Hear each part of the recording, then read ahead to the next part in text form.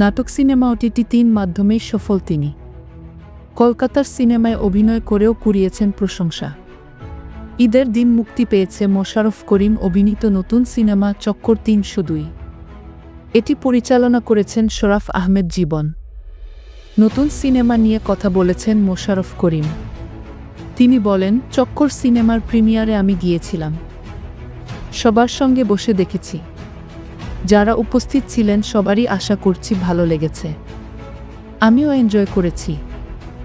আমার বিশ্বাস দর্শকদেরও ভালো লাগবে। সুন্দর গল্পের একটি সিনেমা, বলেন তিনি। গল্পের বিষয়ে জানতে চাইলে মোশাররফ করিম বলেন, দারুণ একটা গল্প পাবেন চক্কর সিনেমায়।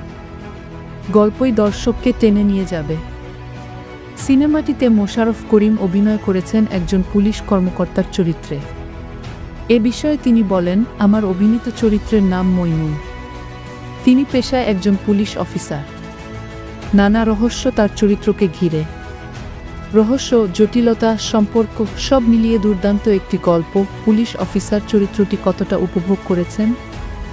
এর জবাবে বলেন, খুবই উপভোগ করেছি। চরিত্রটি নিজের মধ্যে ধারণ করেই কাজটি করেছি। চক্কর সিনেমার প্রিমিয়ারে এই অভিনেতা হুইল চেয়ারে করে গিয়েছিলেন। তার পায়ে একটি অস্ত্রোপচার হয়েছে। দর্শকদের উদ্দেশ্যে আপনার বার্তা কি? মোশাররফ করিম বলেন, ঈদে অনেকগুলো সিনেমা মুক্তি পেয়েছে। আমার সিনেমাও হলে আছে। দর্শকদের বলব, চক্কর সিনেমাটি দেখুন। এবারের ঈদে ঢাকায় আছেন মোশাররফ করিম। তার ছোটবেলার ঈদ কখনো কেটেছে ঢাকা শহরে, কখনো বরিশালে। ফেলে আসা দিনের ঈদ কতটা মিস করেন? জবাবে মোশাররফ করিম বলেন, ফেলে আসা ঈদের দিনগুলো অনেক মিস করি। তবে মিস করে তো লাভ নেই। ওই দিন তো ফিরে পাবো না। এখনকার ঈদ কেমন লাগে? তিনি বলেন, ঈদ আনন্দের দিন।